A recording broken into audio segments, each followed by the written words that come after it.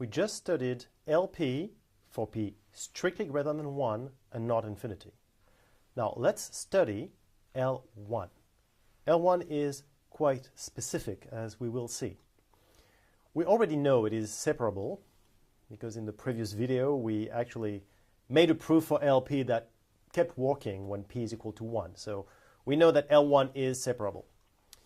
Now let's look at the dual space of L1. What would be the dual space of L1? Well, let's choose an element of the dual space of L1. An element of the dual space of L1, as a reminder, is a function that goes from L1 to R that happens to be linear and continuous. Now, the theorem states that there exists an element U, and only one element U, in L infinity, such that for all f in L1, phi of f is the integral of f u. In addition, we have that the norm of this element u that we just built somehow, or that we know exists, the norm in L infinity of u is equal to the norm of phi in L1 star, the norm of the application phi, which is in the dual space of L1. Which means that we can identify L1 star with L infinity. We'll write that L1 star is equal to L infinity. L infinity is the dual space of L1. Let's prove it. Let's start with phi in L1 star, in the dual space of L1. Step 1 is to build a function u. And we know what this function u is going to do. I mean, we know who this u is, but let's just build a u at this time. Let me start with w in L2, a function that is such that for any compact set, including in omega, there exists a constant alpha k, non-negative, such that w is greater than alpha k almost everywhere on the space. Now, question is, what I'm saying, let w be in L2 such that, I mean, someone could basically ask the question, well, why would such a function w exist? Well, the answer is because here, I mean, this function exists. Here's an example of a function. I don't need to choose this function w. I just need the properties of function w, which are here.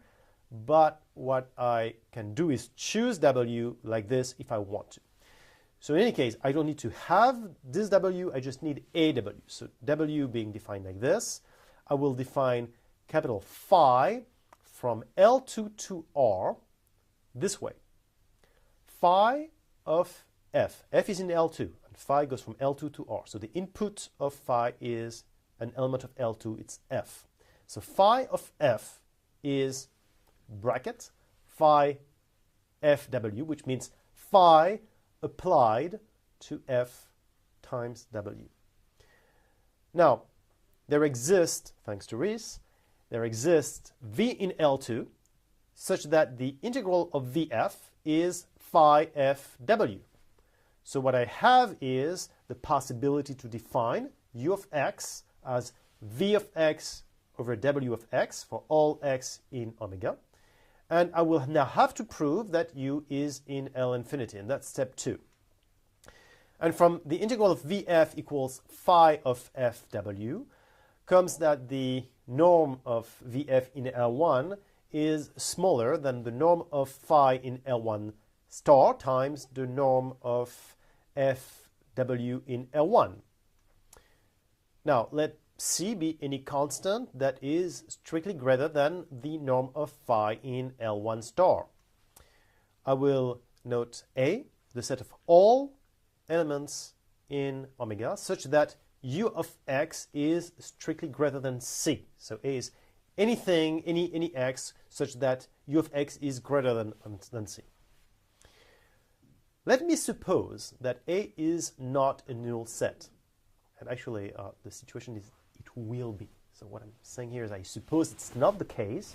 I will show you it's not possible it's not the case. So I'll come to a contradiction in a few seconds. But what we'll have is that U is a null set. But let's suppose it is not a null set. If it's not a null set, then what do we have? Well, let's keep this actually here, these two equations over there. I'll just keep this here, and just suppose that A is not a null set. There exists B, a subset of A, which is not a null set, and that has a finite measure. If A has a finite measure, then let's just choose B equals to A, and consider F defined by U of X over absolute value of U of X if X is in B, and 0 otherwise. Now, what I'll do is have VF equals UWF, which is absolute value of U times W on B, and 0 anywhere else, thanks to the definitions. So what I have is the integral of omega of VF, which will be the integral of absolute value of U W on omega, but basically anywhere which is not B is 0. So what we have is the integral on B of absolute value of U times W, and that happens to be greater than a constant C, the constant C, multiplied by the integral of of W on B. So that's what I have. In addition, we have the norm L1 of FW, which is the integral of W on B. So let's keep this here, this first equation. You can see that because of these equalities, what I have is the integral of W on B times C, smaller than the norm of VF in L1, smaller than the norm of phi in L1 star times FW in the norm in L1, which happens to be equal to the norm of phi in L1 star multiplied by the integral of W over B. So because I have this and this, let me take these two together. That means the integral of W over B times C is smaller than the norm of phi L1 star multiplied by the integral of W on B. That means that C is smaller than the norm of phi in L1 star, which happens to be quite in contradiction with what I have here, which actually is that C is strictly greater than the norm of phi in L1 star. So as you can see, doesn't work. If I suppose that A is not a null set, then I have a contradiction, which means that supposing A is not a null set is false. And if A is not a null set is false, it means that A actually happens to be a null set, which means that U is in L infinity, because the absolute value of U of X will be smaller than C for almost every X in omega. So U is in L infinity. Step 1, I built AU. Just happens that U is in L infinity. We just proved that in step 2. Now, we still need to prove that the norm of U in L infinity is smaller than the norm of phi in L1 star. And to do this, then we have that for all C greater than the norm of phi in L1 star, what we have is that the absolute value of U of X is smaller than C almost everywhere, for almost every X in omega. Therefore, what we have is that for all epsilon positive, the norm of U will be smaller than the norm of phi in L1 star, of course, plus an epsilon for any epsilon positive. So what we really have is that the norm of U is smaller than the norm of phi in L1 star. Now, we need to prove the other way around. The norm of U in L infinity is greater than the norm of phi in L1 star. For any f in L2, we have that phi fw is, well, just the integral of U wf, right? And for any g which is continuous with compact support, we have f equals g over w, that is in L2, and phi of g is the integral of ug. But we know that we have a density result. We know that C0C, the set of continuous function with compact support, is dense in L1. So phi of g equals integral of ug for all g in L1. And what we have is that the absolute value of phi of g is smaller than the norm of u multiplied by the norm of g. So what we have is that the norm of phi in n1 star is smaller than the norm of u in L infinity, which proves this result of step 4. Now, we still need to prove that there is no other u that would work. Prove that basically I have a u, and the u kind of does what I want him to do. Now, I need to prove that there is not another u that would do this job. And usually the way to do this is just choose two u's that would do the job, u1 and u2, and prove that actually u1 is equal to u2. So u1 and u2 being in L infinity such that they both guarantee that phi of f is the integral of fu1 and fu2. So what we have is that, well, first of all, u1 minus u2 is in L infinity, and therefore u1 minus u2 is in L1 lock. And for all g that are continuous with compact support, then the integral of u1 minus u2 times g is 0. Therefore, u1 minus u2 is 0 almost everywhere on omega. So what we have is u1 equals u2. Therefore, u is the only u that works, which completes the proof. We proved that L1 star, the dual space of L1, is L infinity. Now, what I'm going to say is that L1 is not reflexive. So we already know that now by just stating this proposition here, we're going to have that the dual space of L infinity, I'm sorry, it's not going to be L1.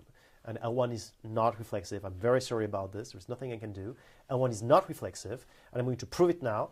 If I choose x in the interior of omega, there exists a capital N such that the ball centered in x with radius 1 over n will be included in omega. All I need to do is to choose an n which is large enough. So I'll do that.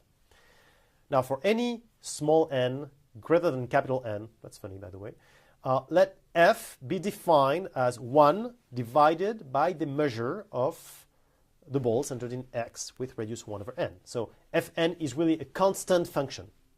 And if you are in dimension 2, then the measure of the ball centered in x with radius 1 over n, you can compute it. You know the area of a disk.